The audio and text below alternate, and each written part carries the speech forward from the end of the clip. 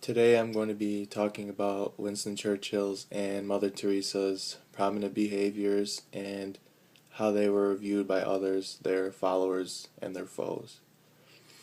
Winston Churchill became known for his participation in helping the United Kingdom during World War II. He had many prominent behaviors that helped him through this difficult time. One behavior that he had to overcome ever since he was young, however, was his speech impediment. All his life, Churchill had an impediment of his speech, not unlike his father's speech defect, in which he also had difficulty in pronouncing the letter S.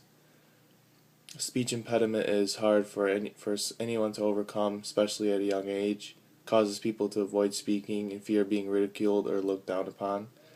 But it is something that must be dealt with, especially for a man such as Churchill, so that his true talent of speaking could be brought out. The most important part of his speech is not necessarily its delivery, but the content that is communicated. Even though it was an obstacle in his life, Churchill overcame it and was able to deliver great speeches. Sometimes he was even positively recognized for this behavior he had.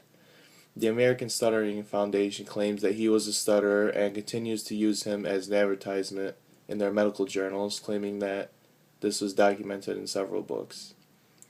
Another one of Churchill's prominent behaviors was that he was known to inspire. United Kingdom was beginning to lose hope in efforts of the war, and his comforting words came at a time when there seemed to be no hope. Churchill was very persistent with the notion that the United Kingdom would fight until the end and do whatever it took to protect his nation. With a standpoint such as this, you need to inspire the soldiers that will fight to see this viewpoint a reality. Churchill's words did all that words can do in the world. They said what had to be done, they announced why it had to be done, and they inspired those who had to do it. Winston Churchill was a very important person during World War II, and many important people also had views about him. Winston ended up receiving honorary United States citizenship for his achievements and helped to the United States, an honorable award in many people's eyes. One supporter of his was John F. Kennedy. President Kennedy praised Sir Winston Churchill as a defender of freedom, orator, historian, statesman, and Englishman. Churchill was known as an important friend to the United States as well as an ally. Another president that respected Churchill was Franklin D. Roosevelt. Roosevelt was president for most of World War II, and Churchill was an important prime minister, and Roosevelt confided in him so that the United Kingdom and the United States could work together to come out victorious in the war. Close friendship and the excellent working relations that developed between U.S. President Franklin Roosevelt and British Prime Minister Winston Churchill were crucial in the establishment of a unified effort to deal with the Axis powers. This relationship was highlighted by many joint appearances and agreements that not only addressed the immediate needs of the Allies, but also the planning for a successful peace following victory. Now we'll be moving on to Mother Teresa and her prominent behaviors and how she was viewed by others. Mother Teresa is most known for her mission work in Calcutta, taking care of people in India who suffer from poverty, a people that the rest of the world had turned their back upon. To do this type of work, you must be humble as well as patient. She served the poor, orphaned and dying people for more than 45 years and never ever was tired of her service. When the people affected with leprosy were considered as untouchables, she extended her service to them and cared for them by starting many homes. Mother Teresa was a very humble woman who came from humble beginnings. When going in this line of work, there are many things that you will see that would make you wonder why it is happening and think why so much suffering happens in the world. Being the humble woman that she was, she only looked to help those in need and never placed blame or criticism on others. She took a path of life that many people would rather not.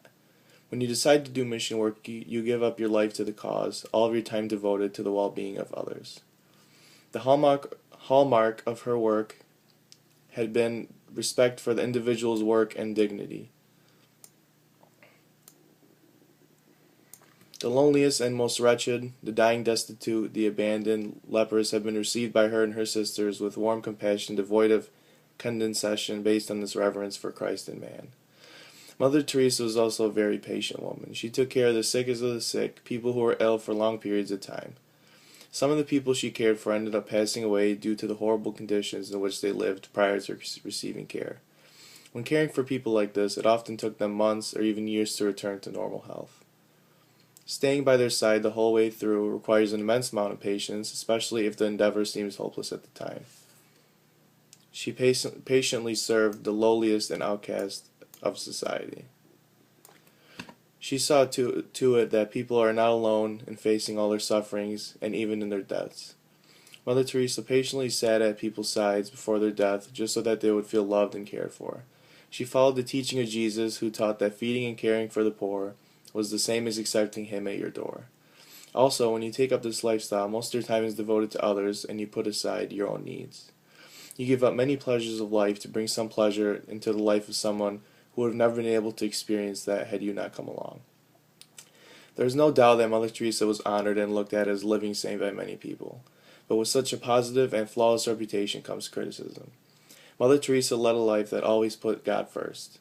She answered a calling in life that led her to devote all of her time for others. She describes her life as full of God, and at some point after she tells of how, while she was caring for extremely poor and impoverished people, God seems to have left her in the dark. She expressed these ideas in a series of letters.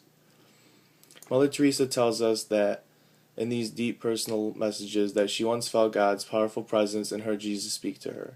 Then God withdrew and Jesus was silent. What Mother Teresa experienced thereafter was faith devoid of any emotional consolation. In the end, Mother Teresa had to rely on raw faith, hope, and charity. Many saw these letters as her admitting that she had lost faith in God. Though she expressed ideas that suggested this, all she was actually saying was that sometimes when you witness great amounts of poverty and famine, you question your faith and wonder why God isn't helping as much as you think He should. It is hard to keep a totally positive outlook all the time when working in such an environment. There is nothing wrong in questioning things going on around you, as long as you learn to accept them and learn not to place anger on any particular aspect. Several years ago, this tiny nun made a big-time news with her publication of the letters. Many in the media got the story wrong, believing that the letters were an admission that her faith had been lost. These people seemed unaware that those who prepared Mother's beatification in 2003 cited the same letters as proof of her exceptional faith and not the absence of it. Mother Teresa was an example of human devotion in its purest form. She practiced humility and patience in her everyday life. She lived for others and showed the world that there are still people out there who care for others besides themselves. She took care of some of the sickest people in India, a place that no one else wanted to step foot in. She risked her life in the name of Christ and made it her life's mission to positively affect others. She should be a role model for all, and she taught and practiced the way of life that anyone could appreciate. Thank you for your time.